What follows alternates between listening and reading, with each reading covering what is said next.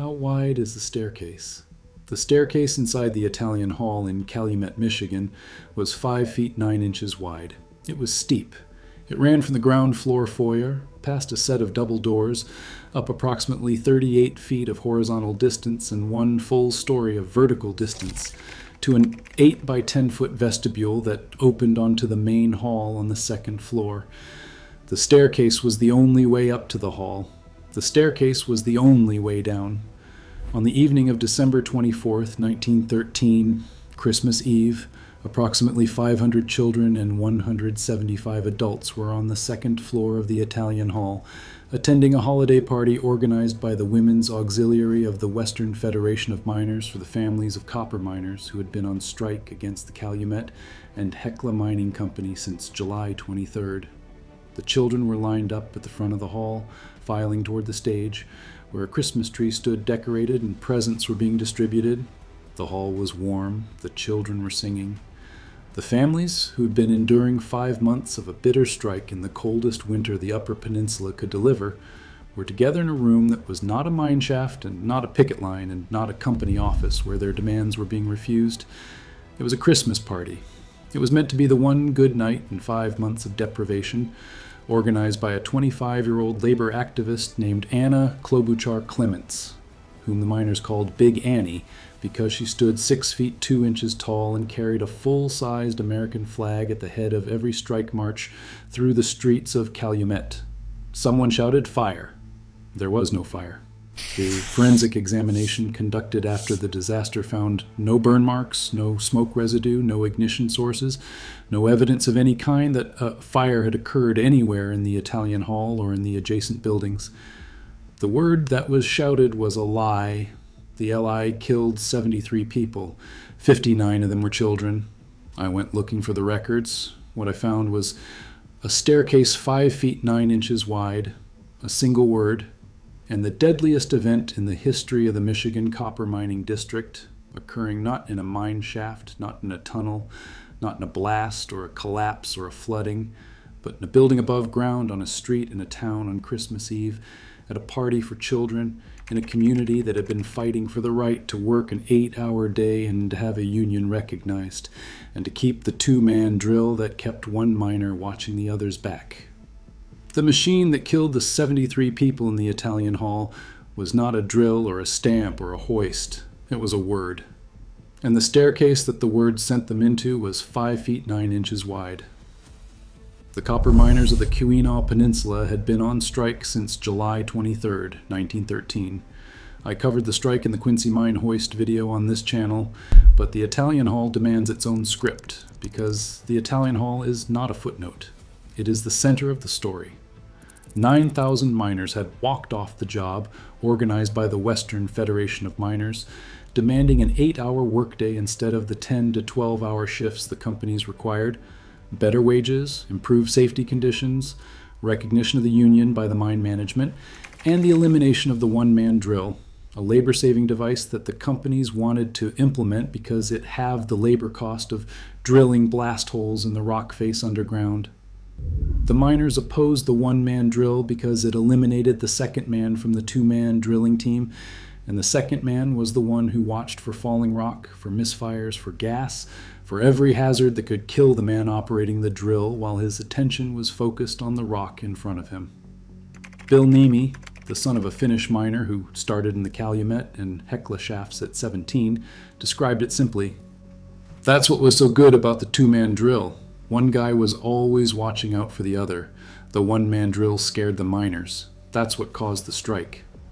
The mining companies refused to negotiate. Calumet and Hecla, the largest and most powerful mining company in the copper country, controlled by the Agassiz family of Boston, did not respond to the WFM's initial letters requesting a conference. The company did not send a representative to meet with the union. The company did not acknowledge that the union had the right to speak for the miners. The company's position, stated through its general manager James McNaughton, was that the company dealt with its employees individually and would not recognize any outside organization as their representative. McNaughton had given the dedication speech when the Italian Hall was built in 1908. 5 years later, The building he had dedicated would be the site of the deadliest event in the history of his company's workforce. The other companies followed Calumet and Hecla's lead. The mine owners organized the Citizens Alliance, a local anti-union organization funded by the companies and staffed by company supporters, merchants, professionals, and community members who feared that the strike would destroy the economic base of the Keweenaw Peninsula. The Alliance's purpose was to oppose the strike through public pressure, strikebreaker recruitment, surveillance of union activities, and the intimidation of union members and their families. The governor of Michigan sent the Michigan National Guard to the Keweenaw Peninsula. The Finnish language press, which served the peninsula's large Finnish immigrant community, described the soldiers as Michigan Cossacks. Strikers were harassed on picket lines. Strike meetings were disrupted. Women who walked the picket lines, including Big Annie Clements herself, were arrested and jailed. The union's strike fund, which had been insufficient from the beginning because the national WFM had exhausted its treasury in strikes in the western hard rock mines of Colorado and Montana, was running out by autumn. By December 1913, 5 months into the strike, the miners and their families were in severe deprivation. The wages had stopped in July. The company stores, which in the Keweenaw operated on a credit system tied to employment, would not extend credit to strikers. Families that had been living on credit since the last payday before the walkout had nothing. The heating bills in the Upper Peninsula winter, where temperatures routinely dropped to 20 and 30 degrees below zero and the snow accumulated in feet rather than inches, consumed whatever savings the families had been able to set aside during the years of employment. The food supply depended on donations from sympathetic organizations outside the region, union solidarity funds from other locals, and the generosity of local merchants who were willing to extend credit despite the pressure from the Citizens Alliance not to support the strikers. The children who filed into the Italian Hall on the afternoon of Christmas Eve were the children of families that had not received a paycheck in 5 months. Families that were heating their homes with whatever fuel they could scrounge. Families that were feeding their children with whatever food the Union Auxiliary could distribute. The Christmas party at the Italian Hall was not a celebration, it was a lifeline.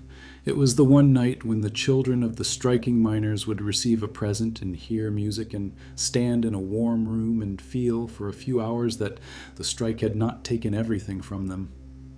The Italian Hall was a 2-story commercial and recreational building at the 400 block of 7th Street in Calumet between Elm and Pine Streets. It was built in 1908 at a cost of $25,000, designed by architect Paul Humphrey McNeill in the Romanesque Revival style, with a front facade of Jacobsville sandstone and a sandstone arch over the main entrance. The building served as the headquarters of the Società Mutua Beneficenza Italiana, the Italian Mutual Benefit Society, which aided immigrants and others in need. The ground floor held 2 commercial spaces, an Atlantic and Pacific Tea Company store on the north side, and a saloon operated by Dominic Vero on the south side.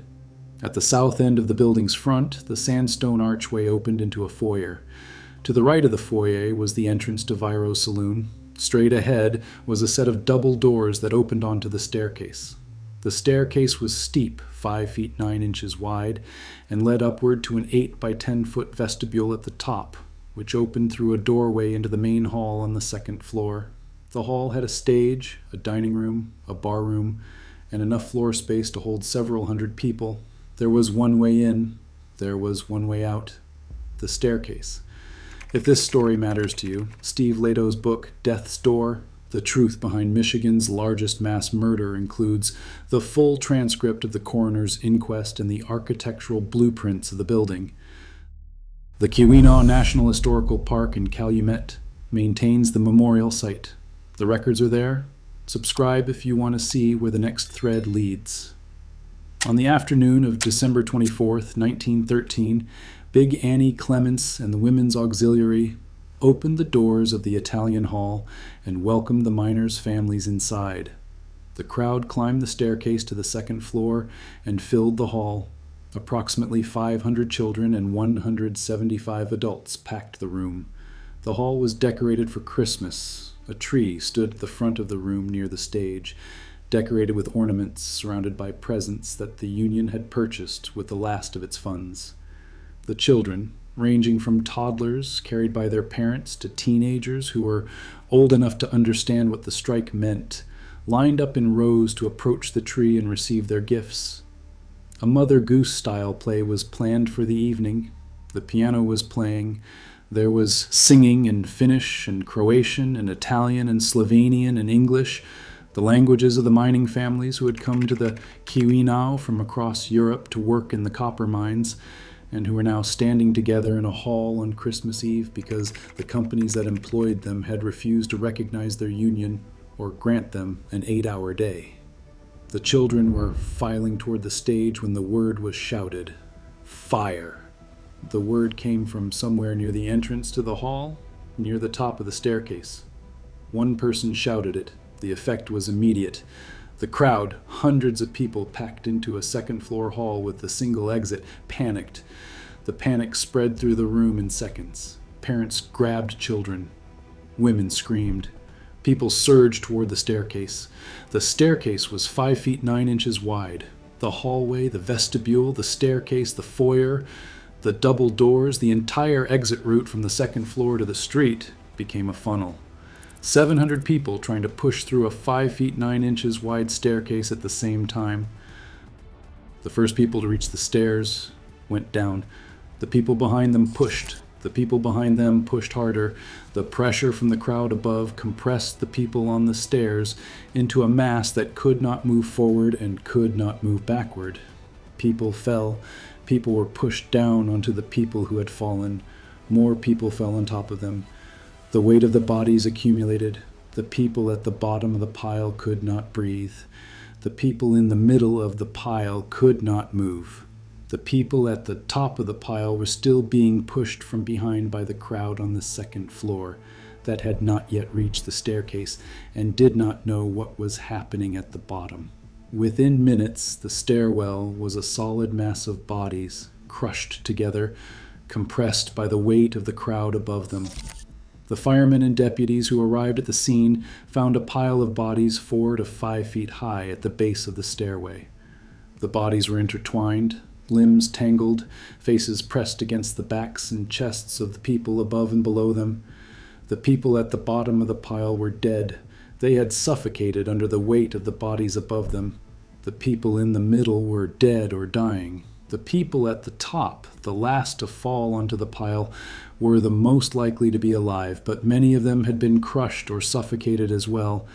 The firemen could not enter the stairway from below because the pile of bodies blocked the entire width and height of the passage. They accessed the second floor from the outside using ladders placed against the building's balcony. Working from the top of the pile, they began removing individuals one at a time, lifting each body carefully to avoid further compressing the people below. Deputies and volunteers, including members of the Citizens Alliance, worked alongside the firemen to extricate the living and the dead from the stairwell. The process took hours. The bodies were carried to nearby undertaking establishments and temporary morgues set up in surrounding buildings. Rough wooden caskets, hastily constructed by local carpenters, were lined up in rows. The parents who had survived the crush identified their children's bodies in the caskets, one by one, in the hours after the disaster on Christmas Eve, in a town that had been on strike for 5 months and was now burying its children. 73 people died in the Italian hall. 59 of them were children. The youngest were 6 years old. The ethnic composition of the dead reflected the ethnic composition of the mining workforce. 50 Finnish Americans, 13 Croats, 7 Slovenes, and 3 Italians. More than half of the dead were children under the age of 10. The precise number has been debated by historians, with estimates ranging from 71 to 79, but the official count established by the coroner's inquest and used by the Keweenaw National Historical Park is 73. A complete list of the dead, reprinted from P. Germain's 1984 book, Tinsel and Tears, is archived at genealogical research sites and at the Keweenaw National Historical Park. A black granite monument listing all 73 names and their ages was installed at the memorial site in 2018, 105 years after the disaster, sourced from India because of the stone's durability. The monument stands where the Italian Hall once stood, beside the sandstone archway that was the entrance to the foyer, the archway that the families walked through on the way in, and that the survivors stumbled through on the way out. The person who shouted fire was never identified. 8 witnesses who testified at the coroner's inquest stated under oath that the man who shouted fire was wearing a button on his coat from the Citizens Alliance, the anti-union organization funded by the mine owners. Anna E. Lustig, a woman who attended the party, confirmed that the person who cried fire was wearing a Citizens Alliance pin. John Auno, a striking miner present at the party, testified that he did not see a button on the man's coat. The testimony was contradictory. The coroner's inquest, which lasted 3 days, called dozens of witnesses. Witnesses who did not speak English were forced to answer questions in English, a language many of them did not understand. Most witnesses were not asked follow-up questions. It appears from the transcript that many of the persons called to testify had not actually seen what happened. The inquest produced a ruling that did not give a cause of death. No charges were filed. No arrests were made. The man who shouted fire walked out of the Italian Hall and into the night and was never seen again. In early 1914, a subcommittee of the United States House of Representatives came to the Copper Country to investigate the strike. The subcommittee took sworn testimony from witnesses for a full day on March 7, 1914. Witnesses repeated the claim that the person who shouted fire was wearing a Citizens Alliance button. The subcommittee, like the coroner's inquest, did not identify the culprit. The Citizens Alliance denied any involvement. The Alliance offered to provide financial relief to the families of the victims, but the offer was conditional. The Alliance demanded that Charles Moyer, the president of the Western Federation of Miners, publicly exonerate the Citizens Alliance of all responsibility for the disaster. Moyer refused. He announced publicly that the Citizens Alliance was responsible for the deaths, that an Alliance agent had deliberately shouted fire to disrupt the party. Members of the Citizens Alliance responded by assaulting Moyer in the nearby town of Hancock, beating him, shooting him, and putting him on a train with instructions to leave the state of Michigan and never return. Moyer survived the attack, received medical treatment in Chicago, and held a press conference displaying his gunshot wound. He did not return to the Keweenaw. The funerals filled the churches of Calumet for days after Christmas. The bodies of the children, some of them no older than 6, were carried in small wooden caskets through the snow-covered streets of the town.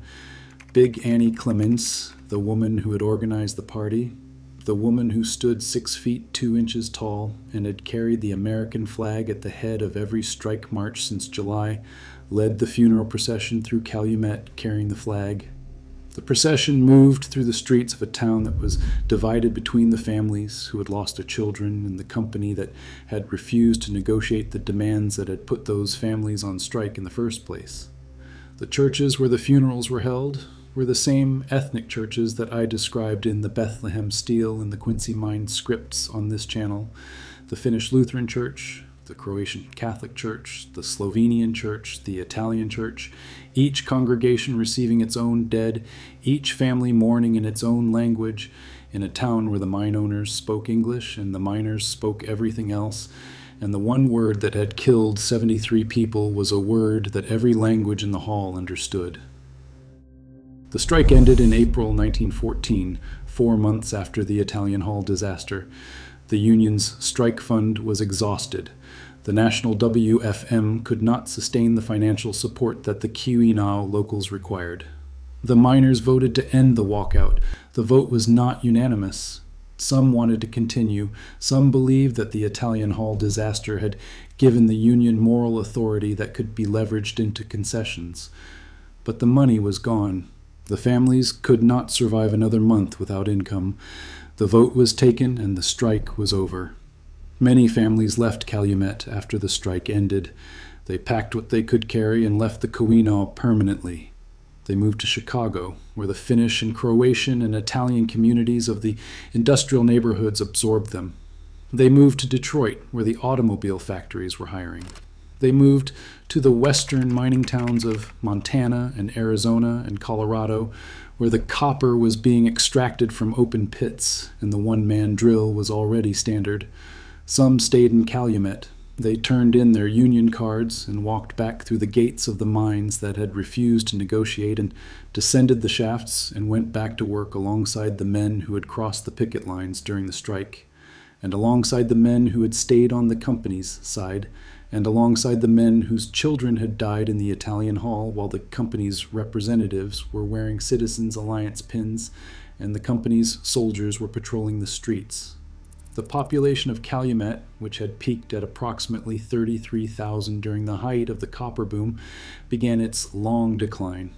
The decline continued through the 1920s as the western mines undercut the Keweenaw's costs, through the 1930s as the Depression collapsed the copper market, through the 1940s and the 1950s as the last mines closed one by one, and into the present day.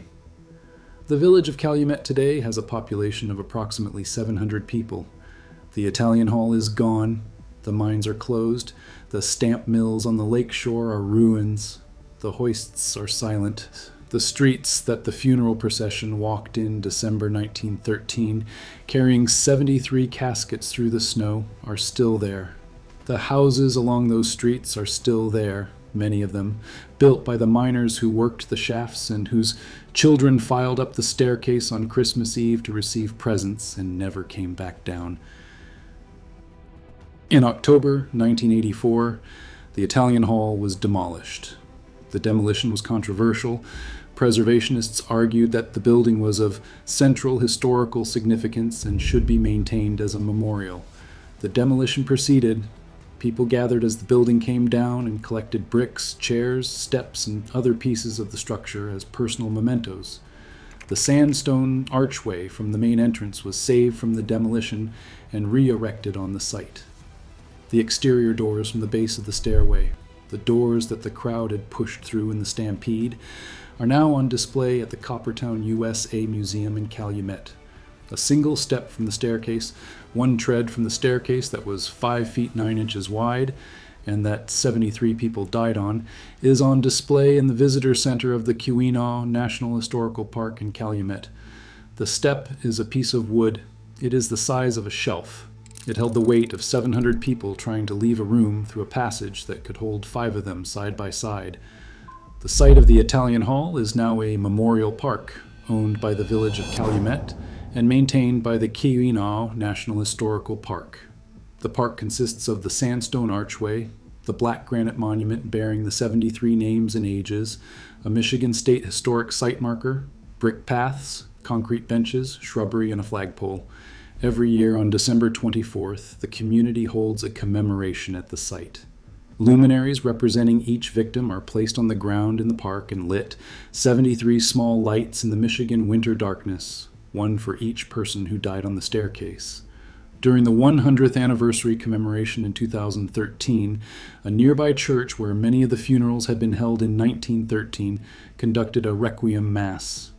The archway stands where the entrance stood. The staircase is gone.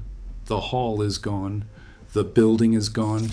The word that was shouted in the hall 112 years ago is still echoing in the records, in the testimony, in the transcript of the inquest where witnesses who did not speak English were forced to answer in English about what they saw a man in a Citizens Alliance pin do on the night their children died. I started with a question about the width of a staircase, 5 feet 9 inches. That is the width. That is the machine. Not a drill, not a hoist, not a stamp, not a furnace. A staircase 5 feet 9 inches wide, in a building with one exit, in a hall packed with 675 people, in a town where the mine owners had refused to negotiate for 5 months and the Citizens Alliance had been funded to break the strike and the Michigan National Guard had been deployed to harass the picket lines, and the one-man drill that scared the miners was still being forced into the shafts. The staircase held 73 bodies. 59 of them were children, 50 Finnish-American children, 13 Croatian children, 7 Slovenian children, 3 Italian children. The man who shouted fire was never identified. The inquest produced no charges. The congressional investigation produced no identification. The evidence is in the transcript, in the testimony, in the 8 sworn statements that the man wore a Citizens Alliance pin.